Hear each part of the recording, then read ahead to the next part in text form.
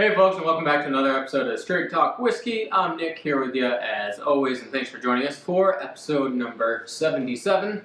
So this week we are going to embark on a 4-part journey. As you may know, I sort of like doing these little mini-series, if you will, with different distilleries and the like. So we're going to start out with the Pioneer range, or the core range, rather, from Glenmorangie. So we've got some Highland single malt scotches that we'll look at, and it came in this nice little case here, nice little presentation, and not too much for the money. I think I got this for around $50-ish. I want to say maybe 50, 55, but I'm pretty sure I didn't pay beyond that. So you get nice little 100 milliliter bottles, which is nicer than the smaller ones you might get. You might get a 50 milliliter or something like that if you buy a certain variety pack or something. I know Ardbeg has one of those, which is nice for the whiskey in it because it's bottled at upwards of 50 plus proof. But nonetheless, this is what we got. We've got the original to start with, and if you haven't had it already, it is a 10-year-old. Again, like I said, it's a Highland single malt Scotch whiskey.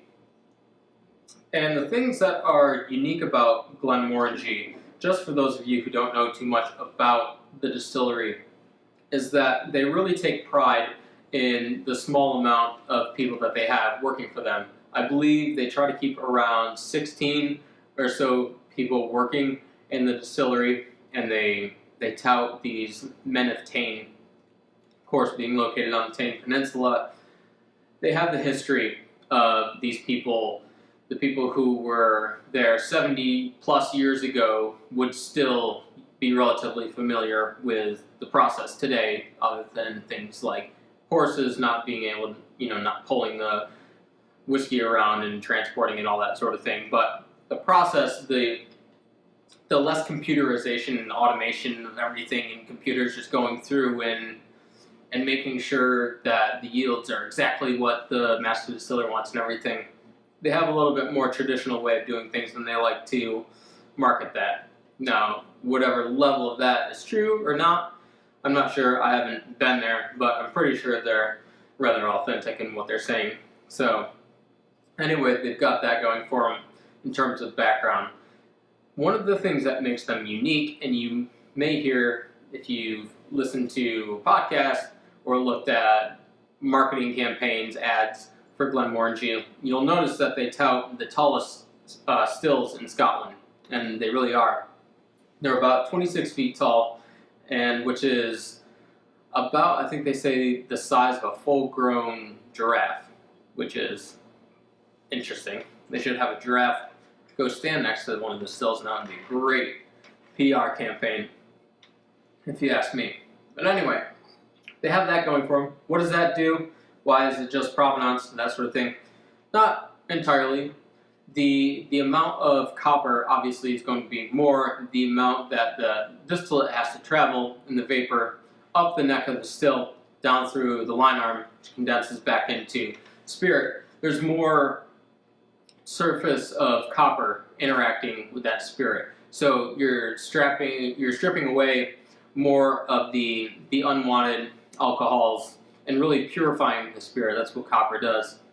And so you're getting the purest, lightest form really of the whiskey. So it's imparting a lot of flavor to it, which then will go on into maturation, which is the next point, which is relatively unique. So for at least the original, they only use their barrels twice. So it's being aged in ex-bourbon barrels, ex-Tennessee whiskey barrels, some barrel from America. And so they use those only 2 times. And you might say, well, yeah, that sounds right. I hear things like, first fill, second fill, that sort of thing. But the other times when you don't hear specifically about the maturation process and how many times they're using the barrels and what finish was in the barrel, what was in the barrel before, Most of the time it's been aged upwards of 4, 5, even 6 times being reused because casks are expensive. And so if you can just keep using it up until it's not possible to use it anymore, then by all means they go for it. So you're getting 2 uses out of the barrel before they move it on to a newer barrel after that. And I really like that aspect of it. Now, going on to the proof, this is bottled at 43% ABV, which is nice to give us a little bit more to play with other than the standard, the legal minimum of 40% ABV. And one of the things that I like looking at this, we'll go in and just talk about the color right away, is that it's this really light, pale gold. Really light, which tells me that there's no caramel coloring added to it, which I'm really a big fan of. So let's go in for the nose.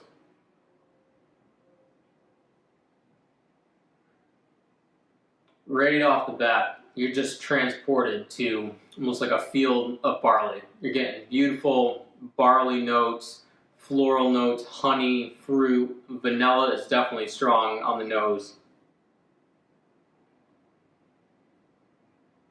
Definitely heather, a little bit of lemon zest on there, some bakery notes, again going back to that barley, malted barley. Definitely malt, malted chocolate, that sort of thing is all coming through in here. And it's really just a soft, sweet, fragrant, delicate nose to it, which is really, really nice. Let's go in for the taste.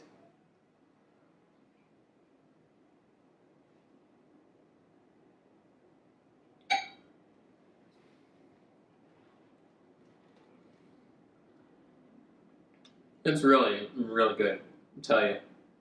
The first thing that you get is almost similar to when I take a sip of Redbreast 12. I know 2 different things there, Irish whiskey, single pot still, and single malt whiskey from the Highland region of Scotland. But what you get is this really nice, juicy, fruity note. For me, it's almost like dried strawberries, that sort of thing. If you've ever had a cereal where you cut up some fresh strawberries or something like that, or even if they have like dried strawberries that are actual fruit in it, not the created BS that they put in there. But just this really nice, tightly packed punch of flavor. And it's not a sherry type of fruitiness like Redbreast would be, but it's similar along those lines, like I said, with the strawberry, but just maybe more of like a dried fruit note in there.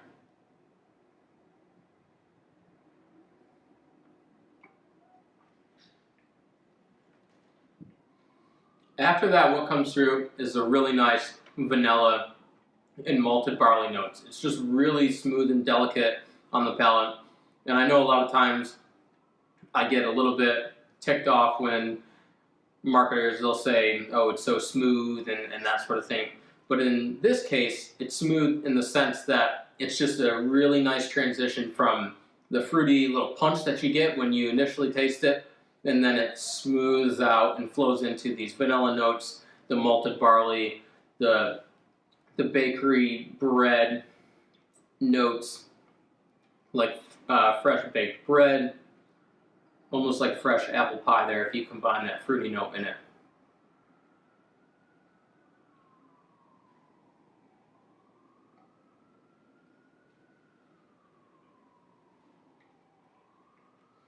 I do like the 43% ABV in the sense that I feel it gives it just enough of a little punch, just enough of a depth of flavor to get that journey from those fruity notes down to the malted barley, because the finish, to be honest with you, is not overly long, because I'm sitting here tasting it, obviously it's all gone and talking to you, but the finish is almost absolutely null and void right now. I'm not getting much of the sense of it, of what the flavors were before, so you have to go back and keep sipping on it. So I think the 43% was a really smart idea, because any less than that, and you're really going to be losing out probably. I'm going to be looking for more on this. And a lot of times, I'll look at something like this, and had it been at like a 40% ABV or something like that, I'd really start to question, like, ooh, I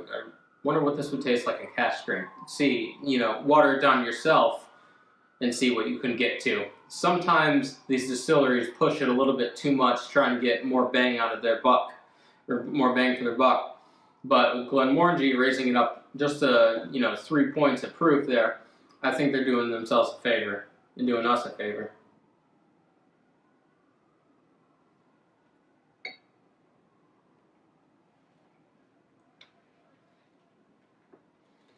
And also, you're really getting the nice hint from the cask, the ex-bourbon cask, the ex-American whiskey casks, because you're not getting, little to no influence from something that's been aged, 10 years in a barrel that's been used 4 or 5 times prior. It's not imparting a ton of taste, because from maturation, we know is a good 2/3 of the flavor is going to be imparted into that whiskey. So having the single malt, the characteristics of barley, and all those fruit, like the floral, the fruitiness on the nose, a lot of times that's going to come from the spirit itself that's going to be driving it. But then, all the grains that are imparting flavor into the whiskey. And the stills, with the height that they are, is really producing a nice, clean, smoothly transitioning on the palate whiskey that is it's phenomenal, and especially with the 10 years of aging in casks that have been only used for the first time or their second time, and that's it. It's just really nice. So let's go in for a score here. It's always hard to score these because you really have to compare apples to apples, because you can't really compare this score to an American whiskey or something like that. So whenever you're looking at the score, you kind of have to look back at the same sort of playing field. So other Highland malts and things of that nature. There's single malts too. So for an episode number 77, you give it a 86 out of 100. So next week we're going to do the La Santa, which is right here. It's a 12-year-old, and it's been finished in sherry casks. That's sort of the caveat to the 3 other ones that we're going to do here, in the sense that we have the sherry cask, the Quinta Ruban in port cask finish, and then am I pointing at the right thing? Yeah. And then we have the Nectador, which is in finish in Sauternes cask. So there you have it. That's episode number 77 for this week. We'll see you next time. Hope you enjoyed. And if you're going to drink, as always, drink responsibly. And we'll see you next time.